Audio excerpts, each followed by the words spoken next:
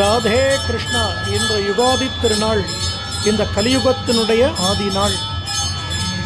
இன்று இந்த தென்னாங்கூர் க்ஷேத்திரத்தில் கம்பீரமானதொரு ராஜாவாக பாண்டுரங்கனுடைய திவ்ய தரிசனமும் இந்த குருஜி ஹரிதாஸ்கிரி சுவாமிகள் ஆராதனை பண்ண குட்டி பாண்டுரங்கனும் ருக்மணியும் தங்க தேரில் நமக்கு திவ்யமாக தரிசனம் கொடுக்க போகிறார்.